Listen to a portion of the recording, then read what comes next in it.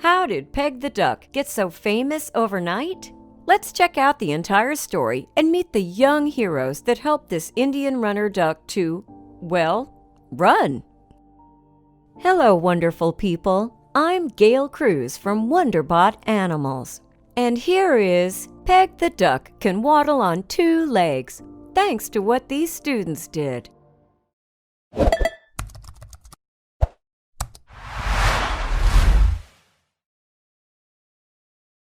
The story began when Patsy Smith found a tiny baby duck. We found Peg sitting on the bank, and he hadn't been hatched long. Smith has been raising ducks for a long time, but she never saw a duck in such rough condition. The poor baby duck only had 1 foot. When I picked him up, I noticed his foot was gone and was in horrible condition. Evidently, a turtle had bitten his foot off, concluded the owner. Then the baby duck grew older. The duck grew and grew, but instead of getting used to walking on 1 leg, the now 8-month-old duck had an irritated stump that was causing more problems. Smith had to do something, so she started contacting animal rescue operations to help Peg walk again. But then she got a call. Smith had no idea that a group of 8th graders from Armorel High School from northeastern Arkansas would be the ones to save the duck's life. They had to take measurements of Peg's leg. Check out the dog waddling again in the grass. 3 students at the school, all ages 14 to 15, worked together to create a new prosthetic leg for the duck. Now the 3 students had a dream: help this duck walk again. But it wasn't easy. Abby Simmons, Matthew Cook, and Darshan Patel had worked in the past with technological tools and resources that helped them prepare for critical thinking and problem solving. How did they find out about Peg? We found out about Peg on Facebook. When he was a baby, he didn't have a leg, explained Patel. He added that with a 3D printed leg, he can run, and he wasn't able to do that before the prosthetic. Their teacher, Alicia Bell, East Lab facilitator, said this wonderful thing about her students and their abilities. In their report, the students had 1 single goal, and they finally managed to achieve it. We're trying to make it just right so he can run around like other ducks. Patsy Smith couldn't contain her happiness. We're creating transitional fields, virtual reality environments.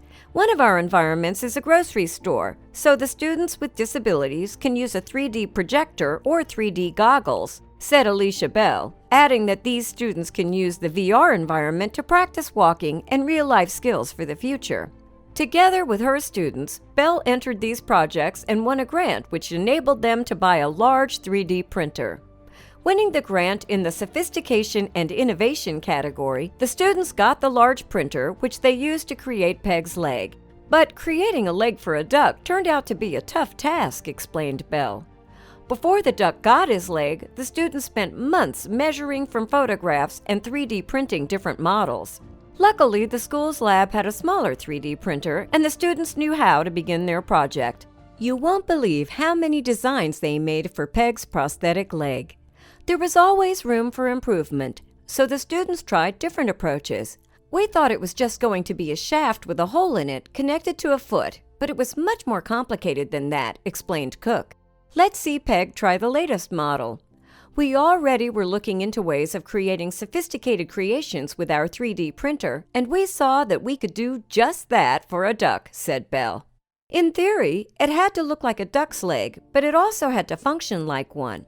It took the students 30 tries before they finally made the perfect leg for Peg. Will this one work for the Indian runner? There was one way to find out. Here's what happens next. Peg the duck is trying the latest design. As you can see, Peg the duck was happily testing his new leg, and it seems it's working fine. But wait until you see him running in the field, and that's when everyone breaks into tears. The students went through frustrations and heartbreak, but after those 30 trials and errors, Peg had a new leg that was just perfect. Bell added that the project motivated the students because animals bring everyone together, and this was just a great way to show how work in the classroom can impact real life. It is a great beginning for young students to help more animals in the future. Smith was speechless when she realized that help would come from a school with a 3D printing lab and a team of students ready to save Peg.